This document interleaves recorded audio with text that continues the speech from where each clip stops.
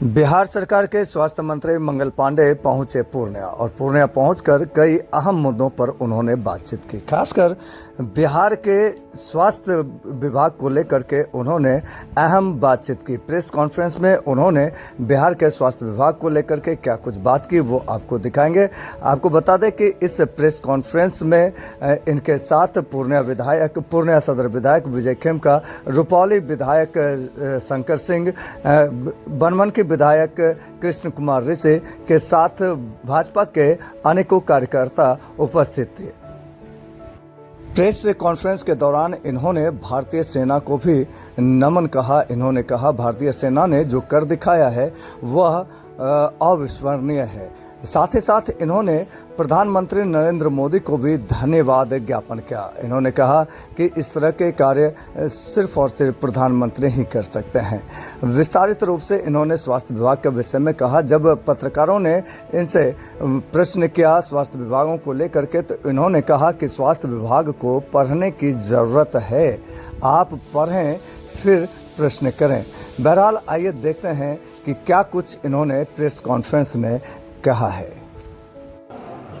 उपस्थित पूर्णिया के हमारे सभी पत्रकार बंधुओं को मेरा नमस्कार और प्रणाम है। मेरे साथ माननीय विधायक और पूर्व मंत्री बनमन यहाँ बैठे हैं, सदर विधायक खेमका जी बैठे हैं, माननीय विधायक शंकर जी बैठे हैं, वर्तमान जिला अध्यक्ष हमारे मनोज बाबू बैठे हैं, इसके अलावा हमारे पूर्व जिला अध्यक्ष और वरिष्ठ नेत्री तारा दीदी भी बैठी। आज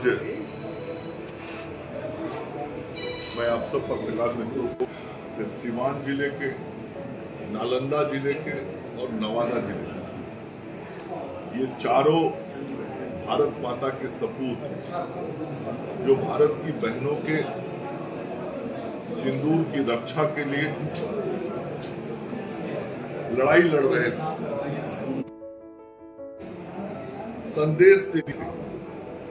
जहां पे आतंकियों को प्रशिक्षित किया जाता था, जहां पे आतंकियों को पनाह दिया जाता था, जहां से आतंकी फलते फूलते थे, उन ठिकानों को चून चून कर नेस्तानाबूद लगातार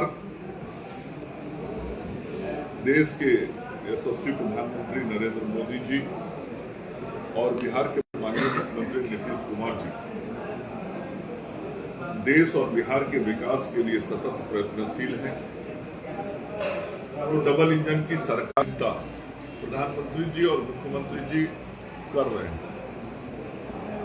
मेरे जिम्मे भी स्वास्थ्य विभाग का काम आदरणीय मुख्यमंत्री जी ने और हमारी पार्टी ने हमें दिया है। मेरा भी सदैव यह प्रयास होता है और उस प्रयास के परिणाम भी दिखते हैं। पूर्णिया ने भी उसका बहुत अनुभव किया है पिछले कई वर्षों में कि स्वास्थ्य विभाग की सेवाओं में उत्तरोत्तर विकास हुआ है, बेहतरी हुई है और हम बल्कि नियुक्तियों का भी काम कर रहे हैं और दवा और उपकरण सहित अन्य सामग्रियों की आपूर्ति भी कर रहे हैं। आज आप सब लोगों को मैं बताना चाहता हूं कि पूर्णिया आज मेरा जो आना हुआ है वो विभिन्न योजनाओं के उद्घाटन और शिलान्यास के लिए आना हुआ है और आज 38 करोड़, जिसमें सामुदायिक स्वास्थ्य केंद्र 1 होगा, 2 अतिरिक्त प्राथमिक स्वास्थ्य केंद्र होगा, 1 MNCU होगा, 2 हेल्थ एंड वेलनेस सेंटर होंगे और 6 health and wellness centre prefab के होंगे। तो कुल 12 योजनाएं 15 करोड़ 52 लाख की लागत से है, जिसका आज उद्घाटन हम करने वाले हैं। इसके अतिरिक्त 34 हेल्थ एंड वेलनेस सेंटर का आज हम शिलान्यास करने वाले हैं जो 14 करोड़ 57 लाख की लागत से बनेगा। 30 बेड के सामुदायिक स्वास्थ्य केंद्र का आज शिलान्यास भी करूंगा, जो 5 करोड़ 75 लाख रुपए का बनेगा। वो कस्बा विधानसभा के जलालगढ़ में है। और एक जो दवाइयां पहुंचाई जाती हैं सभी अस्पतालों में, तो दवाइयों के आपूर्ति का क्रम ठीक रहे, इसके लिए हर जिले में हमने डिस्ट्रिक्ट ड्रग के भंडारण के लिए वेयर हाउस बनाने का निर्णय किया है। तो 2 करोड़ 45 लाख की लागत से उस वेयर हाउस का भी निर्माण किया जाएगा। तो इस प्रकार कुल 22 करोड़ 77 लाख रुपए की योजनाओं का आज शिलान्यास होगा। ये जो 34 हेल्थ एंड वेलनेस सेंटर बनने हैं, ये सब अगले 4 महीने में हेल्थ एंड वेलनेस सेंटर बन के हमारे तैयार हो जाएंगे।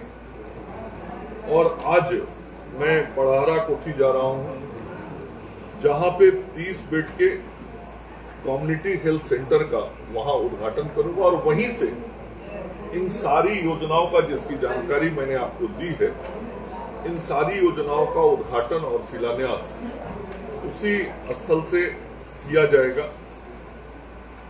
ताकि पूर्णिया के लोगों को बेहतर स्वास्थ्य सुविधा मिल सके। इसके अतिरिक्त 30 करोड़ 69 लाख रुपए के लागत से 5 सीएससी के निर्माण का कार्य चल रहा है, जो 30 बेड का अस्पताल है। पिछली बार जब मैं आया था तो इन सारे अस्पतालों का शिलान्यास करके गया था, जिसका कार्य प्रगति पर है।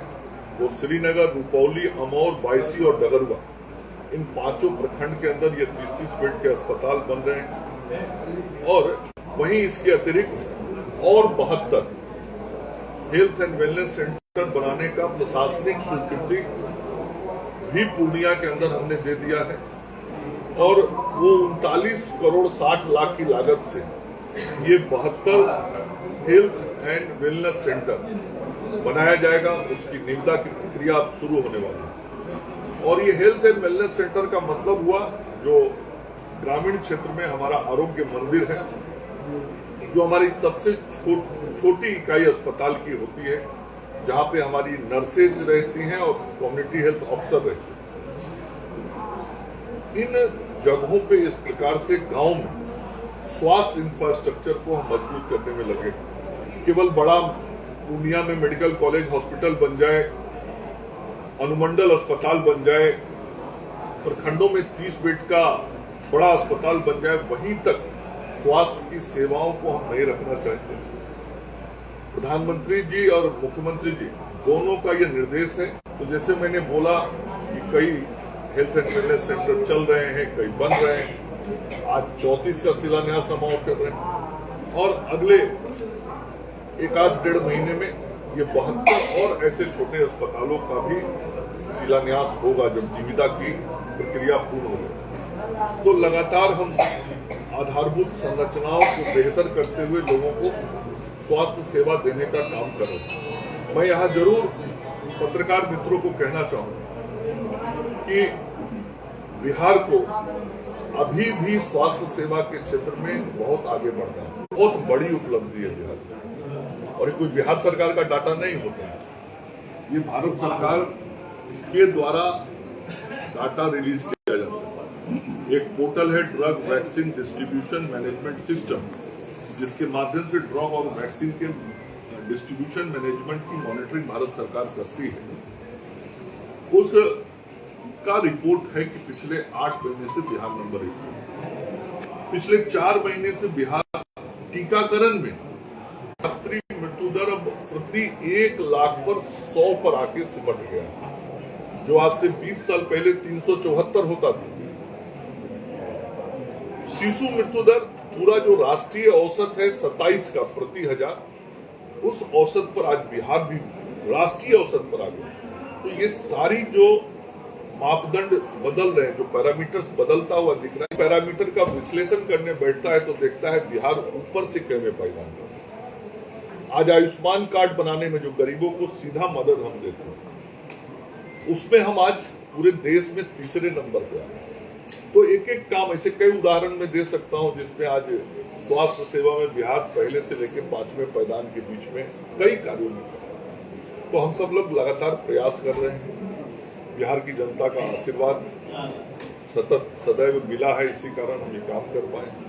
तो आज इसी विशेष कार्य के लिए हमारा पूर्णिया आना हुआ था। मेरी बातें पूर्ण हुई। सर, एक सवाल है एक एक करके बिहार में मेरा बात पूरा हो जाए। एक एक करके मेरी बातें पूर्ण हुई। आपके यदि कोई प्रश्न होंगे तो मैं प्रश्नों का एक एक करके जवाब दे दूंगा। मेरा आग्रह होगा एक एक करके पूछ लेंगे। सर, बिहार में स्वास्थ्य व्यवस्था बेहतर हुआ है सर, इंफ्रास्ट्रक्चर हो वो बढ़िया बना, बिल्डिंग बढ़िया बन गई, यानी कि सर डॉक्टर की कमी अभी भी है। पूर्णिया जिले में कई ऐसे अस्पताल हैं, बड़े अस्पताल हैं जहाँ पे महिला डॉक्टर नहीं है। लोगों को बाहर जाना पड़ता है, प्राइवेट संस्थानों में जाना पड़ता है जहाँ पे उसका दोहन होता है। तो डॉक्टरों की व्यवस्था के सरकार के पास कुछ है इसका उपाय? आप सब पत्रकार मित्र हैं, सब विद्वान लोग हैं। चिकित्सक कहाँ बनते हैं? मेरा आपसे प्रश्न। मेडिकल कॉलेज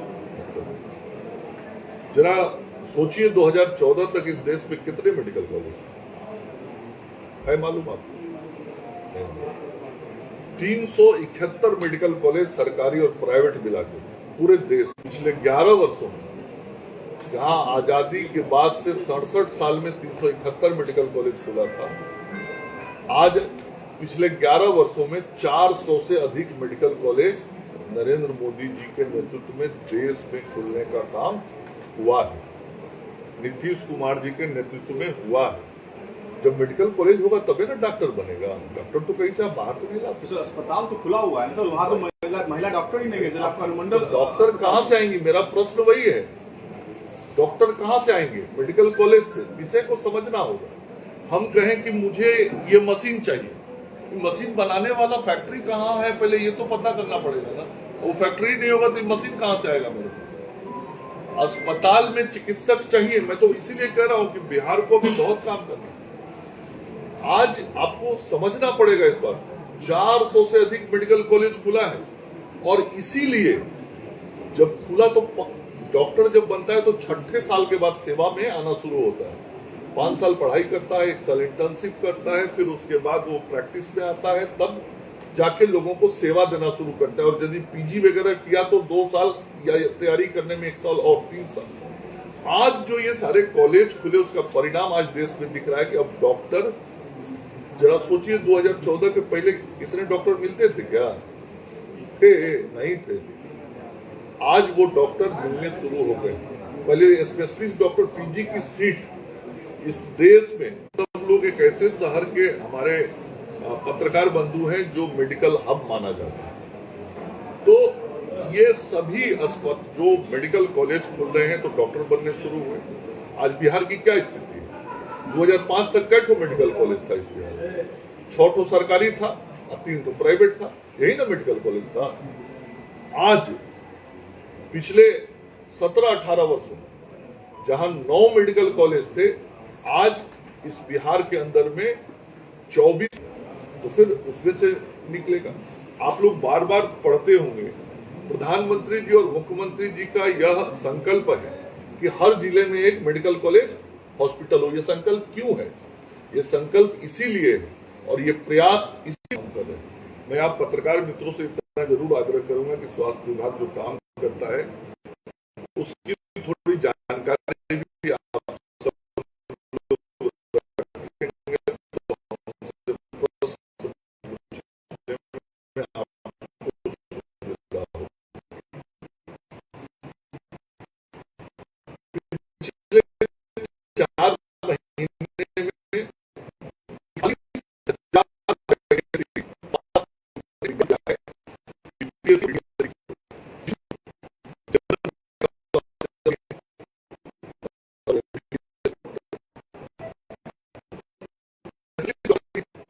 एएनएम नर्सेस की नियुक्ति के संदर्भ में आपको जानकारी मिल जाएगी। आपने ऑपरेशन एक बात पूरा हो जाए पहले, ये वो मित्र का तो पूरा समझना पड़ेगा। मैं ये नहीं कह रहा हूँ कि हित में नहीं, कोई हित में अचानक से अपने 4 लोग निर्णय कर लीजिएगा, ये सरकार पे नहीं होता है। सरकार